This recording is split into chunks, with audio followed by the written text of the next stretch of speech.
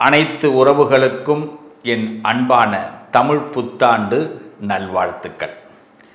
இந்த தமிழ் புத்தாண்டு பராபவ வருஷம் பிறக்கிறது. ஒவ்வொரு தமிழ் புத்தாண்டுலேயும் ஜாதக ரீதியாக ஜோதிடத்தில் கட்டங்களில் நிறைய மாற்றங்கள் ஏற்படும். அதில் இந்த காலகட்டத்தில் சூரியன், சந்திரன், அங்காரகன், புதன், குரு, செவ்வாய், சுக்கிரன், சனி, ராகு, கேது ஆகிய கிரகங்கள் இந்த வருஷத்தில் எப்படி சஞ்சாரம் செய்ய போகிறாங்க, அதற்கு எப்படி நமக்கு பலன் கிடைக்க போகிறது அப்படிங்கிறத பற்றி இப்போ நாம் பேச போகிறோம். இது ஒவ்வொரு ராசிக்கும் நான் உங்களுக்கு ஒரு 10 விதமான யோசனைகளை இப்போ சொல்ல போகிறேன். நல்லா கவனிக்கணும். யோசனைகளை சொல்ல போகிறேன். பிடிச்சவங்க அதை பின்பற்றுங்க. இதையே நம்ம தாரக மந்திரமாக எடுத்துக்கிட்டு உள்ளே போயிடலாம். அதுவே நமக்கு லாபமாக இருக்கும். நமக்கு இந்த யோசனையெல்லாம் பிடிக்காதுங்க. அறிவுரை கிடையாது.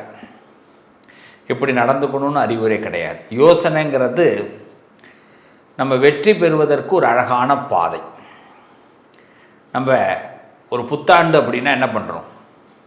நல்ல கவனிங்க. காலையில் எழுந்திருக்கிறோம். நியூ இயர், தமிழ் புத்தாண்டு, காலண்டரை கிழிப்போம். அவ்வளவுதான். வருஷம் இது நடக்கும். வேறு இதை தாண்டி வேறு எதுவும் நடக்க போகிறது இல்லை. இந்த காலண்டரில் ஒரு பேப்பர் மாறும். புத்தாண்டு பிறந்து விட்டது, எல்லாம் சந்தோஷம். அப்படி திரும்பி பாருங்கள். நம்ம வீட்டில் நேற்று ராத்திரி யாரெல்லாம் கோபமாக இருந்தாங்களோ அவங்களும் அதே கோபத்தோடு தான் இருப்பாங்க. நம்ம சொந்தக்காரன் யாரெல்லாம் நம்ம மேலே வன்மமாக இருந்தாலும் அவனும் அதே மாதிரி தான் இருப்பான். நமக்கு இருக்கிற நண்பர்கள்லாம் நமக்கு பழைய கடனை கொடுக்காம நம்மளை ஏமாற்றிக்கிட்டு இருந்தான்னா அப்படியே தான் இருப்பான். ஏற்கனவே 4 பேர் பழசாக ஏமாற்றிருப்பான். இப்போ புதுசாக ஏமாத்துறதுக்கு ஒருத்தவன் ட்ரை பண்ணிக்கிட்டு இருப்பான். ஸோ இப்போ புத்தாண்டு பிறந்திருக்கு, ஏதாவது மாறணும்னு நினச்சா நான் மட்டும்தான் சார் மாறுறேன். நான் நாளையிலேருந்து நல்லவனாக இருக்கணும்னு நான் நினைக்கிறேன். இல்லை நாளையிலேருந்து நல்ல கணக்கை போடணும்னு நினைக்கிறேன். நாளையிலேருந்து நான் இப்படிலாம் திட்டமிட்டு வெற்றி பெறணும் அப்படின்னு நினைக்கிறேன். நான் நினைக்கிறதுனால மட்டும் என்ன நடக்க போகிறது? கொஞ்சம் யோசித்து பாருங்கள். இந்த சமூகத்தில் முதல்ல ஒவ்வொரு குடும்பத்துலேயும் அங்கே உங்களுக்கு ஒரு 4 பேராவது ஒரு குடும்பத்தில் இருப்போம். குறைஞ்சது 3 பேராவது இருப்போம். 3 பேர் இருக்கிறதுனால தானே புருஷன், பொண்டாட்டி, ஒரு பிள்ளை, இதுதான் குடும்பம். புருஷன், பொண்டாட்டி 2 பேராவது ஒரு குடும்பம். இதுக்கு அடுத்தது மாமனார், மாமியார், இப்படி இருப்பாங்க. எல்லாரும் மாறுவாங்களா? எல்லாருக்கும் முதல்ல இன்னைக்கு புத்தாண்டுன்னு தெரியணும். இன்னைக்கு புத்தாண்டு, இன்னையிலிருந்து நான் சில சபதங்களை எடுத்துக்கிறேன். யார் மனசையும் நோகடிக்காமல் வாழணும்னு நினைக்கிறேன். அதுக்குன்னு எல்லாத்தையும் ஏற்றுக்கணும்னு அவசியம் கிடையாது. பிடிக்கலைன்னா ஒதுங்கி இருப்போம். அதுக்கு நம்ம வார்த்தைகளால் யாரையும் சுட வேண்டிய அவசியம் இல்லைல்ல. இதை நான் மட்டும் மாறி என்ன பலன்? எதிர உள்ளவனும் மாறணும். நான் எதிர உள்ளவன் செய்கிற தப்பை செஞ்சுக்கிட்டே இருப்பான். ஆனால் நான் மட்டும் அவனை மன்னித்து கொண்டே இருக்க வேண்டும் அப்படின்னா ஒரு நாளும் நமக்கு அந்த புத்தாண்டு புதுசாக தெரிய போகிறது இல்லை. அப்போ புத்தாண்டு அப்படிங்கிறது நம்ம ஒவ்வொருத்தவங்களும் நம்மக்கிட்ட இருக்கிற குறைகளை குறைந்தபட்சம் நீக்குவதற்கு முயற்சி பண்ணணும். குறைந்தபட்சம் நீக்குவதற்கு, சில நிறைகளை நம்ம அதிகபட்சம் எடுத்துக்கொள்வதற்கு முயற்சி பண்ணணும். அதுக்கு முதல்ல என்ன பண்ணணும்? இந்த பராபவ வருஷத்திலிருந்து நாம் செய்ய வேண்டிய முதல் ஒரு சபதம், எல்லாரையும் பாராட்ட ஆரம்பிப்போம். எல்லாரையும் பாராட்ட ஆரம்பிப்போம். அவன் ஏதாவது ஒரு சின்ன நல்லது செய்வான். அப்பா ஒரு நல்லது செய்வார், அம்மா ஒரு நல்லது செய்வாங்க, பையன் ஒரு நல்லது செய்வாங்க. இப்போ தன்னுடைய மாமனார், மருமக, தாத்தா, பாட்டி, எல்லா உறவுகளும், நண்பர்கள், நம்மளுடைய முதலாளி, நம்மளுடைய தொழிலாளி ஏதோ ஒரு நல்லது செய்வாங்க. அதை பார்த்து பாராட்ட ஆரம்பிப்போம். பாராட்டக்கூடிய மனம் என்று வருகிறதோ மகிழ்ச்சி தானாக வந்துடும். மகிழ்ச்சி தானாக வரும்பொழுது இந்த புத்தாண்டு சிறக்க ஆரம்பிச்சிடும். புத்தாண்டுடைய பிறப்பே மகிழ்ச்சியுடைய நிலைத்தன்மையில் தான். இதானே? அப்போ இன்னிலிருந்து நம்ம என்ன பண்ணுறோம்? உலகம் முதல்ல மாறும் அப்படின்னா தான் முழு புத்தாண்டை அனுபவிக்க முடியும். நான் மட்டும் மாறிட்டு புத்தாண்டை முழுசாக அனுபவிக்க முடியாது. ஆனால் நம்ம ஒரு ராசியில் பிறந்திருக்கிறோமே, இந்த ராசியில் இந்த கிரகங்கள்லாம் இப்படி இருக்கும் பொழுது நாம் சில விஷயங்களை பிளான் பண்ணிட்டோம்னா ஓரளவுக்கு மற்றவங்களோடு நாம் மிங்கிள் ஆக முடியும். அப்போ மிங்கிள் ஆகிறதுனால இந்த வருஷத்தை கடக்க முடியும், வரக்கூடிய பிரச்சனைகளை தடுக்க முடியும். அப்போ பிரச்சனையை எப்படி கடக்கிறதுங்கிறத விட பிரச்சனைகளை தடுத்து அதை கடப்போம் அப்படிங்கிற உயர்ந்த எண்ணத்தோடு இப்போ நாம் ஒவ்வொரு ராசிக்கும் பலன் பார்க்க போகிறோம். நல்லது நடக்கும். பொறுமையாக இருக்கணும்னு நினச்சி ரொம்ப பொறுமையாக இருந்து கடைசியில் பொங்கி எழ வேண்டிய மேஷராசி அன்பர்களே, சார் நாங்களும் ஒரு அளவுக்கு தான் சார் பொறுமையாக இருக்க முடியும், நாங்களும் ஒரு அளவுக்கு தான் பொறுமையாக இருக்க முடியும், நாங்களும் பொறுமையாக இருக்கணும்னு நினைக்கிறோம். ஆனால் கடைசியில் பொங்கி எழுற மாதிரி நம்மளையே போட்டு பார்த்துடுறாங்க. இதுதான் மேஷத்துக்கு ஒவ்வொரு ஏற்படுத்தக்கூடிய பிரச்சனைகள். இப்போ இதையெல்லாம் கடக்கணும்.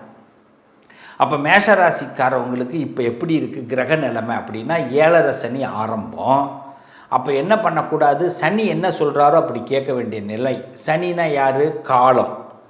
இப்போ ஒருத்தவனை திருத்துறதுக்கு நம்ம இப்போ முயற்சி பண்ணக்கூடாது, இது வேண்டாம், அதுவே நமக்கு பிரச்சனை, அவன் தான் திருந்த மாட்டானே, அவனை திருத்தி நம்ம என்ன பண்ண போகிறோம். ரெண்டாவது, மேஷராசிக்காரவங்க ரொம்ப முக்கியமாக இருக்க வேண்டியது, யாரையாவது திட்டணும்னு போல தோணும். ஏன்னா நிறைய தப்பு நடக்கும், நிறைய வருத்தப்படுற மாதிரி சில பேர் செய்வான். அவனை ஏதாவது திட்ட நினச்சோம்னா நமக்கு முதல்ல பிரச்சனை வந்துடும். அவனை நினச்சாலே, அவனை கோபப்பட்டு திட்டுறதுக்கோ அவனை அரையிறதுக்கோ அவனை ஏதாவது கோவப்படணும்னு நினச்சாலே அடுத்த 50வது செகண்டில் நமக்கு பிரச்சனை நிற்கும். இப்போ அவனை திட்டக்கூட வேண்டாம், ஆண்டவன் பார்த்துப்பான். எதை இருந்தாலும் ரஜினிகாந்த் சொல்கிற மாதிரி மேலே கையை காட்டிட்டு எல்லாம் அவன் செயல்னு போயிட்டு இருக்க வேண்டியது தான். இதை மட்டும் மேஷம் முதல்ல ஒரு சங்கல்பமாக உறுதிமொழியாக எடுத்துக்குங்க. இந்த வருஷமே உங்களுக்கு நல்லா இருக்கும். ரெண்டாவது விஷயம், புதிய தொழில் தொடங்கிறத பற்றி யோசிங்க. உங்களுடைய இண்டிவிஜுவலாக நீங்கள் முன்னேறதை பற்றி இந்த வருஷத்தில் யோசிங்க. ஃபஸ்ட் கிளாஸான டைம். ஏன்னா ராசிக்கு 3ல் இருந்த இந்த குரு பகவான் 4ஆம் வீட்டுக்கு போகிறாரு. அவர் குரு உச்சம் பெற்ற வீட்டுக்கு போகிறாரு ஜூன் 2க்கு பிறகு. அப்போ இந்த ஜூன் 2க்கு பிறகு இடமாற்றங்கள் மேஷத்திற்கு நடக்கும். அதுவும் ஜூன் 2க்கு பிறகு குரு போய் உச்சம் பெற்று தன்னுடைய ஆட்சி வீட்டை பார்க்க போகிறாரு. அப்போ என்ன ஆகும்னா உங்களுக்கு ரெட்டிப்பு பலன். ஏன்னா உங்கள் வீட்டில் நீசம் பெற்ற சனி அங்கே தான் உட்காந்துருக்கிறாரு, எங்கள் மீனத்தில். அப்போ என்ன ஆகுது, உங்களுக்கு ரெட்டிப்பு பலன்கள் காத்திருக்கு. மேஷத்திற்கு சுபகாரிய நிலைகள் இந்த வருஷத்தில் நடக்கும். சுபகாரியம்னா என்னங்க, என் வீட்டில் ஒரு கல்யாணம் நடக்குமா? யா நடக்கும். என் வீட்டில் ஒரு சந்தோஷமான காரியம் நடக்குமா? யா நடக்கும். என் வீட்டில் நான் நினைச்ச ஒரு நல்ல விஷயங்களை நடத்தணும், யா நடக்கும். இது நடக்கும், அவ்வளோதான்.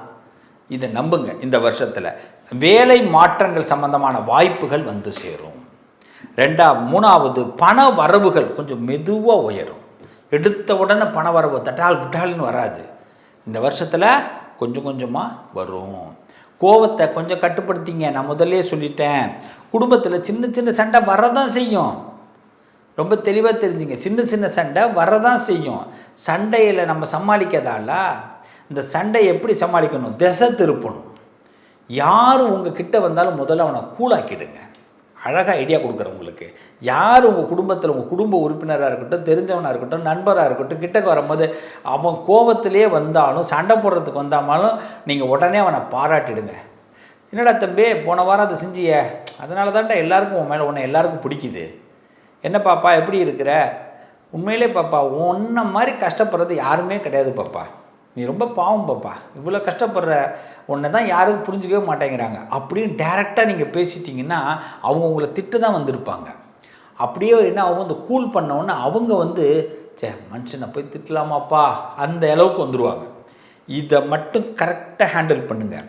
அதே மாதிரி பாருங்கள், நண்பர்கள் உதவி இந்த வருஷத்தில் நிறைய கிடைக்கும். சில நண்பர்கள் நம்ம எதிர்பார்க்கவே மாட்டோம். நீங்கள் நல்லா இருக்கணும்னு மனசார சில பேர் நினைப்பான், அதிசயமாக இருக்கும். இந்த பக்கத்தில் உள்ளவன்லாம் அப்படி இருக்க மாட்டான், அவன் எதிர்பார்ப்புலேயே இருப்பான். தெரியாத மனுஷனாக இருப்பான். அவன் எங்கேருந்தோ உங்களுக்கு ப்ரேயர் பண்ணுவான், சார் பாவங்க அவர் நல்லா இருக்கணும், ஐயா ரொம்ப நல்லா இருக்கணும், அம்மா ரொம்ப நல்லவங்க, மேஷராசியில் பிறந்திருக்கிறாங்க, அவங்க நல்லா இருக்கணும் அப்படின்னு எங்கேருந்தோ ஒரு ஆத்மா வழி நடத்தும். அதாவது உயிர் உடம்பை விட இந்த ஆத்மாவுக்கு ஒரு பவர் உண்டு. நம்ம இந்த ஆத்மாவை யாருமே நினைக்கிறது இல்லை. எல்லாரும் ஆத்மா வந்து எப்போ இறந்த பிறகு நினைக்கிறான். இருக்கும்போது அந்த ஆத்மாவை யாராவது சந்தோஷப்படுத்த நினைக்கிறோமா? முதல்ல நாம் சந்தோஷப்படுத்த நினைப்போம் மேஷராசிக்காரவங்களே. ஏன்னா நம்ம மனசு நினைக்கிறது ஒரு சந்தோஷத்தை நோக்கி மட்டும்தான் போகுது. அதனால் இந்த நேரத்தில் சில நண்பர்கள் உதவி கண்டிப்பாக கிடைக்கும். உடல் ஆரோக்கியத்தை கொஞ்சம் கவனமாக பார்த்துக்குங்க.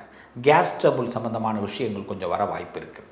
அதாவது வாயு தொந்தரவுகள். இந்த வாயு தொந்தரவுகளால் என்ன ஆகும்? உடலில் வலி, காலில் பெயின் இதெல்லாம் ஏற்பட வாய்ப்பு இருக்குது. உடம்பு வலி, கால் வலி இதெல்லாம் ஏற்பட வாய்ப்பு இருக்குது. வாயு தொந்தரவுகள் ஏற்பட வாய்ப்பு இருக்குது. அதனால் அந்த கேஸ் ட்ரபிள் சம்மந்தமான காய்கறிகள் அது மாதிரி உள்ள விஷயங்கள்லாம் சாப்பிட வேண்டாம். அதுக்கு நிறைய வெந்நீர் குடிக்கிறத ஒரு பழக்கமாக வச்சுங்க மேஷராசிக்காரவங்க. அடுத்து இந்த வருஷத்தில் நிறைய பயணங்கள் அதிகரிக்கும். அடிக்கடி பயணம் போகிற மாதிரி இருக்கும். சின்ன சின்ன வேலைக்கு போகிற மாதிரி இருக்கும். ஒரு வேலையை எடுத்தால் 8 தடவை போகிற மாதிரி இருக்கும். பயணங்கள் கண்டிப்பாக உண்டு. வெளிநாடு பயணம், வெளியூர் பயணங்கள். சில விஷயங்கள் நம்ம ஒரு வீட்டை விட்டு நான் இது வரைக்கும் போயிருக்கவே மாட்டேன் சார் அப்படின்னா கூட நம்ம பக்கத்தில் இருக்கிற கடைக்காவது 4 தடவை போயிட்டு வர மாதிரி இருக்கும். புரியுதுங்களா? ஒவ்வொருத்தவங்களுக்கும் ஒவ்வொரு பலன். அப்போ என்னென்னா எப்படியோ இந்த வீட்டை விட்டு நீ நவரணும்யா, சும்மா வெளியில் போயிட்டு வர வேண்டிய கட்டாயம் ஏற்படும். அதே மாதிரி எதிர்பார்க்குற அளவுக்கு கடன் குறையும். கடன் பிரச்சனையில் எத்தனை பேர் இருக்கீங்க? நிறைய பேர் இருக்கீங்கள. இந்த கடன் உங்களுக்கு கண்டிப்பாக குறையுங்க. அதுக்கான வருமான திருப்தி ஏற்படுத்தும். அதுக்கான வழிவகைகள் ஏற்படும். கடன் கண்டிப்பாக குறையும். ஒரு மன அமைதி கிடைக்கும். இந்த வருஷத்தை பொறுத்த வரைக்கும் உங்களுக்கு தைரிய லட்சுமியை வழிபாடு பண்ணுங்க. தைரியம்தான் உங்களுக்கு மிகப்பெரிய வெற்றியை உண்டாக்கும் மேஷராசிக்காரர்கள். இந்த வருஷத்தில் தைரியத்துக்கு முக்கியத்துவம் கொடுத்து நீங்கள் அசால்ட்டாக நம்பிக்கையோட ஒரு காரியத்தை இறங்குங்க. என் பிள்ளைங்க, நீங்கள் இந்த வருஷத்தில் ரொம்ப சந்தோஷமாக இருக்க போகிறீங்க. நல்லது நடக்கும். தைரிய லட்சுமின்னு சொல்லுவாங்க. அந்த தைரிய லட்சுமியை மனசார பிரார்த்தனை பண்ணுங்கள். அதுக்கு மகாலட்சுமி மந்திரம், மகாலட்சுமி ச வித்மகே விஷ்ணு பத்னி ச தீமகி தன்னோ லக்ஷ்மி பிரஜோதகாத் அப்படிங்கிற மந்திரத்தை தொடர்ந்து சொல்லிட்டு வாங்க. மேஷராசி அதிர்ற அளவுக்கு வேற வெற்றி இந்த காலத்தில் கண்டிப்பாக நீங்கள் பெறுவீர்கள். நல்லது நடக்கும். என் அன்பான பிளே தமிழ் நேயர்களே, உங்கள் ராசிக்குரிய சில நல்ல விஷயங்களை பேசியிருக்கிறோம். ராசி நல்லா இருக்கணும் அப்படின்னா நாம் முதல்ல நல்லா இருக்கணும். நாம் நல்லா இருக்கணும்னா நமக்கு பிடிச்ச விஷயங்களை மட்டும் இந்த வருஷத்தில் சிந்திக்க ஆரம்பிப்போம். பிடிச்ச விஷயத்தை மட்டும் செய்வோம். நமக்கு பிடிச்ச மாதிரி வாழ ஆரம்பிப்போம். மற்றவங்களை ரொம்ப மைண்டில் எடுத்துக்கிட்டு நம்மளுடைய சந்தோஷத்தை தொலைச்சிட வேண்டாம். இந்த உலகம் ஒரு சூது கவ்வக்கூடிய உலகமாக இருக்குது. இந்த குடும்பங்கள் சூது கவ்வக்கூடிய குடும்பங்களாக இருக்குது. குடும்ப உறுப்பினர்களும் அப்படி தான் நடந்துக்கிறாங்க. நிறைய பேர் வீட்டில் பொய் சொல்கிறாங்க, உண்மையாக இருக்க மாட்டேங்கிறாங்க. ஒட்டுமொத்த ஒரு உலகத்தையும் நம்மளுடைய ஒரு ஆளால் திருத்தலாம் முடியாது. எல்லாரும் திருந்துவதற்கு முயற்சி பண்ணால்தான் எல்லாத்தையும் திருத்த முடியும். அதனால் இந்த வருஷ பிறப்பிலிருந்து ஒன்று செய்வோம். எல்லோர்ட்டும் எதிர்பார்க்காம நம்ம நடந்துக்கிறத பார்த்து அவங்க நடந்துக்கிற அளவுக்கு நம்ம சில மாற்றங்களை உண்டு பண்ணுவோம். நம்ம நல்லதாக நடந்துக்க ஆரம்பிப்போம். இந்த உலகமும் நல்ல விதமாக நடந்துக்க ஆரம்பிக்கும். ஸோ நம்ம விதை எதை போடுறோமோ அதை கண்டிப்பாக பயிர் அறுவடை செய்வோம். இந்த வருஷம் ரொம்ப சிறப்பாக இருக்கும். எல்லாரும் உடல் நலங்களில் மேம்பட்டு சந்தோஷமாக இருப்பீங்க. கலையாத கல்வி, குறையாத வயது, கபடு வாராத நட்பு, கன்றாத வளமை, குன்றாத இளமை, கழுவினி இல்லாத உடல், சலியாத மனம், அன்பு அகலாத கணவன் மனைவி உறவு, நண்பர்கள். ஏன்னா நான் கொஞ்சம் மாற்றி தான் இந்த இடத்துல சொல்கிறேன். எல்லாமே இதில் வரணும் இல்லை. அன்பு அகலாத, தவறாத சந்தானம், தாழாத கீர்த்தி, மாறாத வார்த்தை, தடைகள் வாராத கொடை. நம்ம கொடுக்கறத கூட இன்னொருத்தவன் தடுத்து நிறுத்திடக்கூடாது. தடைகள் வராத கொடை, தொலையாத நிதியம், கோணாத கோல், ஒரு துன்பம் இல்லாத நல்வாழ்வு. இந்த பராசக்தி அன்னை அபிராமி துய்யனின் பாதத்தில் அன்பு உதவி பெரிய தொண்டரோடு கூட்டு கண்டாய் அலையாழி அரிதுயிலும் மாயனது தங்கையே ஆதி கடவுரின் வாழ்வே அமுதீசர் ஒருபாகம் அகலாத சுகபாணி. இதுதான் வார்த்தையே. இந்த காலத்தோடு நான் என்னைக்கும் அகலாமல் இந்த காலம் எனக்கு சிறப்பான நன்மைகளை கொடுக்கும் அப்படின்னு, பஞ்சபூதங்கள் எனக்கு நன்மையை கொடுக்கும் அப்படின்னு அந்த சுகபாணி அருள்வாமி அபிராமி, அந்த அபிராமியுடைய பாதங்களில் நாம் எல்லோரும் சரணடைவோம். நிச்சயமாக இந்த புத்தாண்டு சிறப்பாக இருக்கும். மன நம்பிக்கையும் மன தைரியத்தையும் முதல்ல விதைப்போம். எதுவும் நம்மளால் முடியும். நன்மையும் தீமையும் நம்மளால் தான் வருது, நம்ம செயலால் தான் வருது, சொல்லால் தான் வருது. நல்லதை சொல்வோம், நல்லதை செய்வோம், நல்லது நடக்கும். மீண்டும் உங்களை அடுத்த ஒரு பதிவில் பிளே தமிழ் வாயிலாக சந்திக்கிற பிளே தமிழ் நேயர்கள் அனைவருக்கும் மீண்டும் ஒரு தடவை தமிழ் புத்தாண்டு நல்வாழ்த்துக்கள். சுத்துற உலகம் நம்ம பக்கம் இப்போ சுத்த போகுது. நம்மளுடைய சுத்தல் இன்னும் கொஞ்சம் அதிகமாக இருக்க போகுது. வாழ்த்துக்கள். நல்லதே நடக்கும்.